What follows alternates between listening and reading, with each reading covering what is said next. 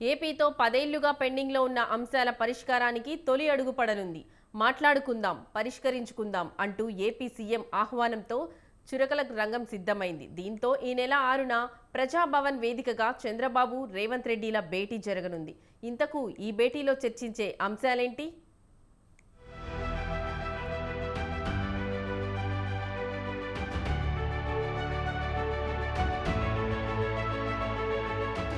తెలంగాణ ఆవిర్భావం జరిగి 10 ఏళ్లు పూర్తయింది. రాష్ట్ర పునర్విభజన చట్టంలో పేర్కొన్న అంశాలు, హామీలు మాత్రం ఇంకా పూర్తి కాలేదు. వీటిలో కేంద్రం తెలంగాణకి ఇచ్చిన హామీలతో పాటు ఏపీ తెలంగాణల మధ్య ఉమ్మడి సమస్యలు ఉన్నాయి. 10 ఏళ్లు గడిచినా ఇంకా పరిష్కారం కాని పెండింగ్ సమస్యలపై ఇప్పుడు ఏపీ తెలంగాణల మధ్య తొలి అడుగు పడింది. చర్చించుకొని పరిష్కరించుకుందాం అంటూ AP CM Chandrababu Telangana CM Revanth రెడ్డికి లేఖ రాయడంతో రెండు తెలుగు రాష్ట్రాల మధ్య చర్చలకు తెరలేవనుంది.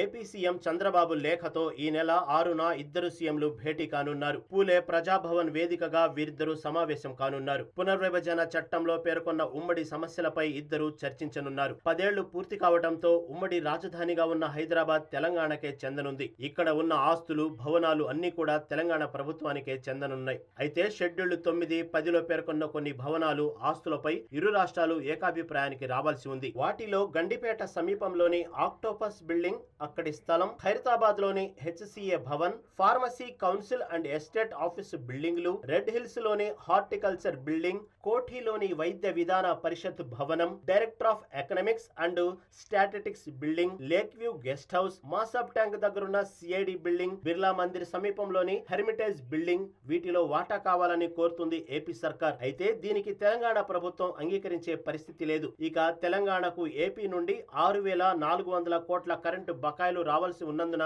వీటిపై చర్చ జరిగే అవకాశం ఉంది.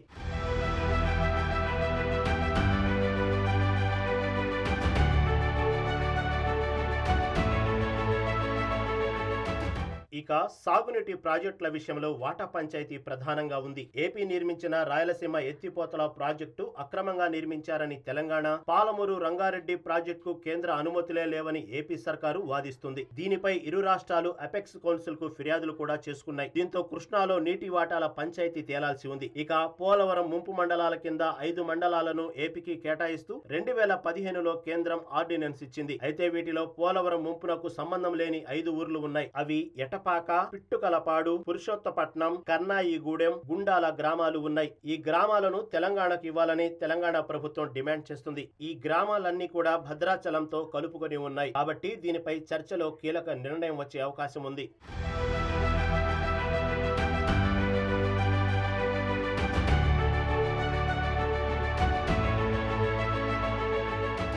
మొత్తానికి ఇక్కడ కాంగ్రెస్, అక్కడ టీడీపీ అధికారంలోకి వచ్చిన తర్వాత ఇరు రాష్ట్రాల మధ్య ఉన్న ఉమ్మడి సమస్యల పరిష్కారం దిశగా ఇద్దరు సీఎంలు అడుగులు వేస్తున్నారు. మరి ఈ చర్చలు ఎంతవరకు ఫలిస్తాయో వేచి చూడాలి.